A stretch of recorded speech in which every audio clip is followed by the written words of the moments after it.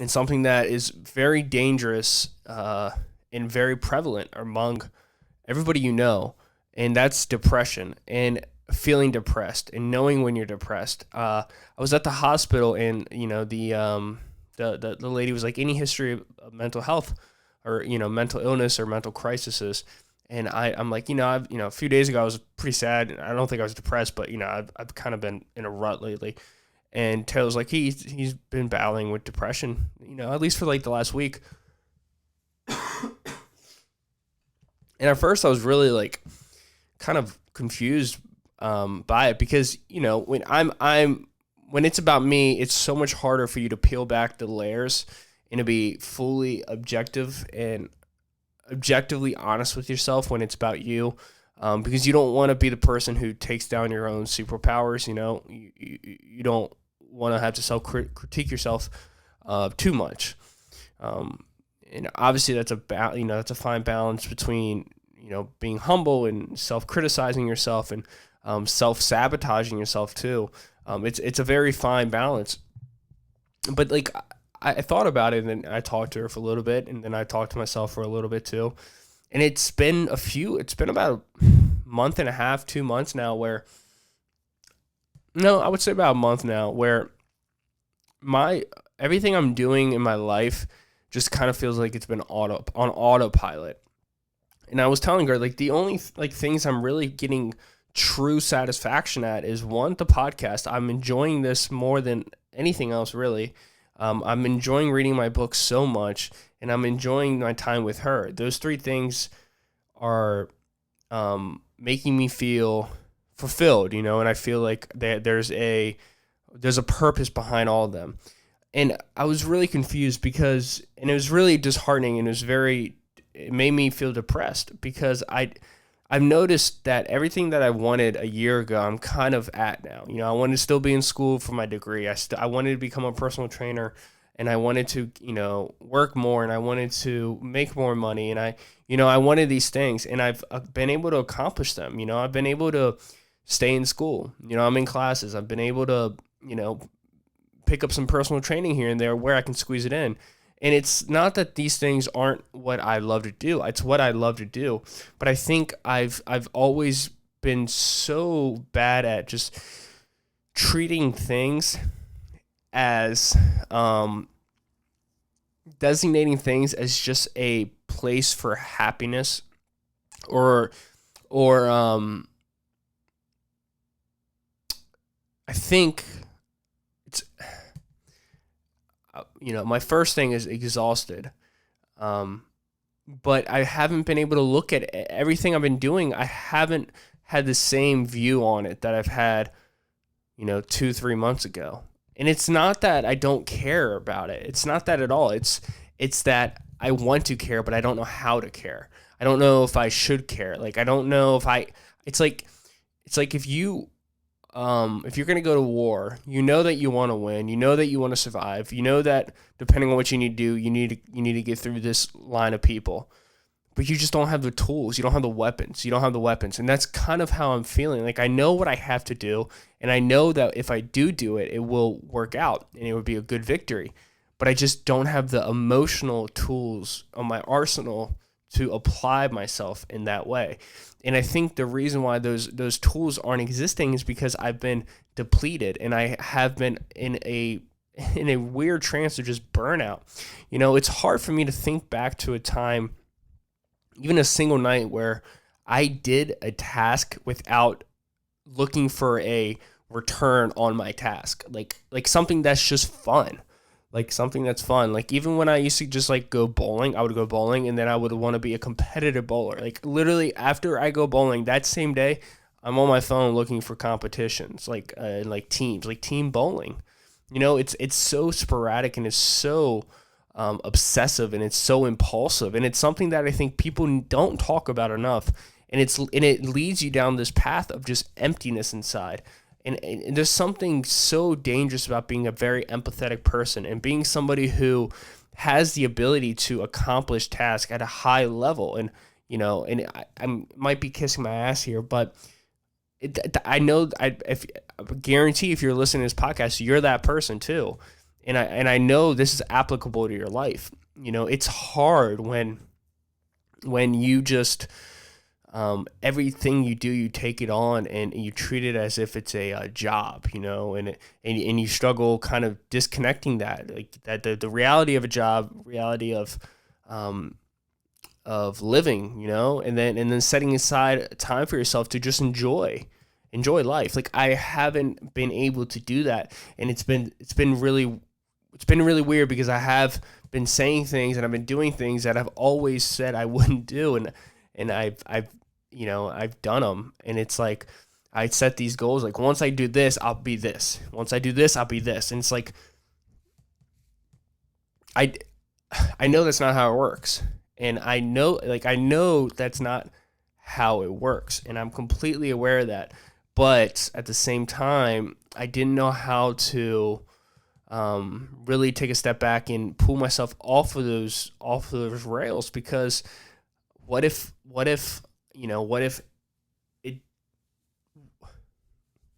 because it becomes an identity, right? Once you become the person, and once you find yourself taking that path of just working really hard and accomplishing things, and you don't want to become disappointment to yourself, right? And I know a lot of guys and a lot of girls. When I say guys, I'm both genders. I'm not saying guys isn't. I know I should be more inclusive, but I'm not. I'm sorry. I apologize. That's my ignorance. Um, but I think what I'm saying here is that for this past month, I've been in a very, not a very, but a base level depression, where it's just every time I'm going through the motions, I'm not really thinking about it. I'm not bored with my task. I'm not angry with my task. I'm just kind of doing my task at the best ability as I can, if not even a better ability, but I'm just getting no satisfaction out of it. I'm treating it like it's part of a part of a machine, and it's been taking, like, the difference between me and a machine is that I'm a human, so I have these emotions that I can tag along with the task that make me feel certain ways, that make me do them because I feel that way. It's like a byproduct of being a great fill in the blank doctor, surgeon, whatever it is, a lawyer, a police officer. A byproduct, the reason why you continue to do those tasks is because the feelings you get from accomplishing the specific goals within that task are enjoyable or disappointing, so you can become enjoyable, so you can climb a mountain, and I've just kind of haven't been able to enjoy anything. I've just kind of been like I don't know, like just kind of doing well, and nobody would guess, no one would notice. I wouldn't notice. I didn't notice. But at the same time, I just haven't been doing great, and it was kind of, it was upsetting to realize, because it's not something that you just decide, yep, not doing too well, kind of depressed, and I'm going to be okay now. It's like, no, it doesn't work that way. I have to make conscious decisions on what I'm going to do next. How am I going to get myself out of this? How am I going to start looking at everything I do and finding the purpose again on why I'm doing them? And this is something I think is so important. We all have these, like, beautiful ideas of what we want, these beautiful futures that we create in our own heads, that we develop, and we do it kind of with a reckless abandon. We don't really think about the consequences of it. We just do things, and I think a lot of people just do things, and there's nothing wrong with just doing things. But once you start doing the things, and once you start hitting that cycle of one thing falling into the hands of another, and it just continues on that way, I think it's very important to develop the skill, or to put off time to reevaluate what you're doing. What are you doing? Why are you doing it? What's the purpose of me to go to school? And that's how I felt. Like I kind of felt like that way about school. Like I was so, it's a completely different tone of what my previous podcasts have been. But the truth is, it's like I was in school because it was a competition. I had to get certain grades or I couldn't continue on school. That is so scary for a lot of people. For me, that's what kept me in school. That's literally was my driving force behind staying in school because I didn't have a second option. I couldn't just remove myself from school again because I was spending money. I had to stay in school, and now when I'm in this, in this semester, it's like, no, you're doing this intrinsically for yourself. You're getting this degree for yourself. But I'm not good at being good to myself. I'm the worst enemy to myself. I will break myself apart. I will, suicidal thoughts, like just dangerous thoughts I have about my own body, my own flesh, and so it's really not good if I have to rely on my own brain to give me a check mark on any of my tasks. And it's kind of been at that point lately where I have to rely on myself to give myself a pat on the back, which does not exist with me. And it's something that I need to work on. It's something that I need to work on. Or I will continue down this path. I will continue down this path of just never feeling fulfilled with any type of success that I experience, and that just sucks because when you do, objectively, when people say, well, I'm proud of you, you're doing well, you never see that, you never see that and you're never fulfilled with it. And then you start getting angry. Then you start, then you push people out of your life because you think that's by pushing people out of your life, it frees up time for you to be able to accomplish these tasks, and these tasks are what's going to lead you to that success and that feeling of fulfillment and happiness, and that's depressing as shit because that's not true. It's just not true. That's not how it works. And it's something that, and I don't want to sound like I'm complaining here, fuck it. Maybe I do sound like I'm complaining, but I think it's something that is very important for people to hear. And I think it's something that people need to hear more.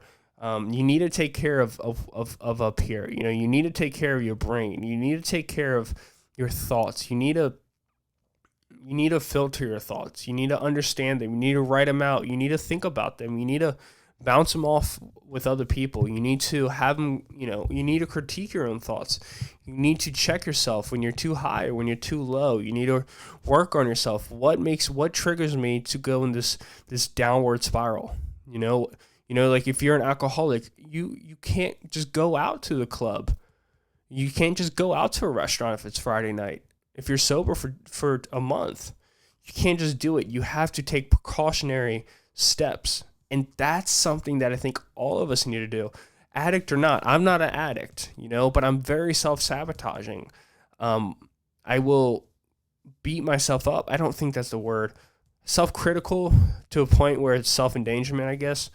I will destroy myself. I would rip down my own self-identity. That's why I have no issue with, when people say anything about what I do and if I'm doing something wrong, and that's because I have no issue with that, because trust me, whatever you say about me or whatever your thoughts are about me, I've already multiplied that by 20 and I've directed that, took fire, shot that at myself already, and it's like, I need to filter that out, I need to at least find it to be in a less critical and dangerous, it needs to be less dangerous, it needs to be more constructive, and it needs to be more realistic. Maybe I could tell people about how I'm feeling, and that could help people, that could help myself, because they could break it down. It's like, well, I don't know, like that's not really, I don't think that's really what you meant here. And I could be like, oh no, I think that's, no, maybe that's,